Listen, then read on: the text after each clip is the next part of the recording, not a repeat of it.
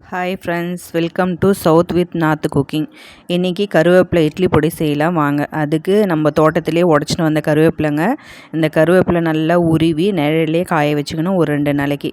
அதுக்கப்புறம் பார்த்திங்கன்னா கடலைப்பருப்பு, உளுத்தம்பருப்பு, எள்ளு 3த்தையும் ஒரே அளவாக எடுத்திருக்கேன். ஒரு 10லேருந்து 15 காஞ்ச மிளகாவும் எடுத்திருக்கேன். இப்போ கடாய் வச்சு கடாய் ஹீட் ஆனதும் எண்ணெய் ஊற்றி, எண்ணெய் ஹீட் ஆனதும் கருவேப்பிலை போட்டு நல்ல கலர் மாறாமல் இதை கொஞ்சம் நேரம் ஃப்ரை பண்ணி எடுத்துக்கோங்க. கொஞ்சம் நேரம் வறுத்து எடுத்துக்கோங்க. கருவேப்பிலை வறுத்து எடுத்ததும் அதே கடாயில் கொஞ்சமாக எண்ணெய் சேர்த்து நம்ம காஞ்ச மிளகாய் எடுத்து வச்சுருக்கோம் பாருங்கள், அதையும் கொஞ்சம் நேரம் வறுத்து எடுத்துக்கலாம்.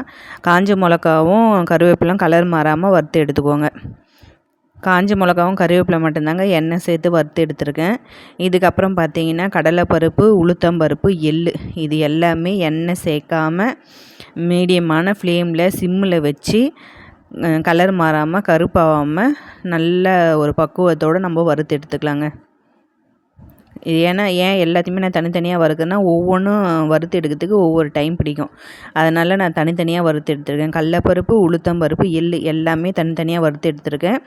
தேவையான அளவுக்கு உப்பையும் அதே கடாயில் சேர்த்து வறுத்து எடுத்துருக்கேன். அந்த கடாயிலேயே அந்த உப்பையும் விட்டுடுங்க. உப்பு வேறு எதுக்கும் மாற்ற வேணாம். ஏன்னா நான் அரைச்சி கொட்டி இதில் தான் மிக்ஸ் பண்ண போகிறேன். நல்லா ஆறுனதுக்கப்புறம் ஒரு மிக்ஸி ஜார் எடுத்துக்கோங்க. மிக்ஸி ஜாரில் கருவேப்பிலை, காஞ்ச மிளகாய், சென்னா தால் இது தனியாக ஒரு டைமும், மறுபடியும் கருவேப்பிலை, மிளகாய், உளுத்தம்பருப்பு இது தனியாக ஒரு டைமும், 2 டைம் இதை தனித்தனியாக அரைச்சி எடுத்துருக்கேன். எள்ளு தனியாக எதையும் சேர்க்காமல் எள்ளு தனியாக வறுத்து எடுத்துருக்கேன், அரைச்சி எடுத்துருக்கேன். இப்போ பாருங்கள், இது எல்லாத்தையும் தனித்தனியாக அரைச்சி எடுத்துருக்கேன். இப்போ இது எல்லாத்தையும் ஒன்றா சேர்த்து நம்ம மிக்ஸ் பண்ணிக்கலாம். இது மிக்ஸ் பண்ணும்போது நான் ஒரு 1/2 ஸ்பூன் பெருங்காய பொடி சேர்த்துருக்கேன். நல்லா மிக்ஸ் பண்ணி இது பாருங்கள் எவ்வளோ க்ரீனாக இருக்குது, எவ்வளோ ஹெல்த்தியான கருவேப்பிலை பொடி பாருங்கள். ஹேர் க்ரோத்துக்கு ரொம்ப நல்லது. நம்மளால் தினமும் ஜூஸ் அரைச்சி குடிக்க முடியாது, தினமும் கருவேப்பிலை சாப்பிட முடியாதுன்றவங்க இந்த மாதிரி பொடி அரைச்சி வச்சுக்கலாம்.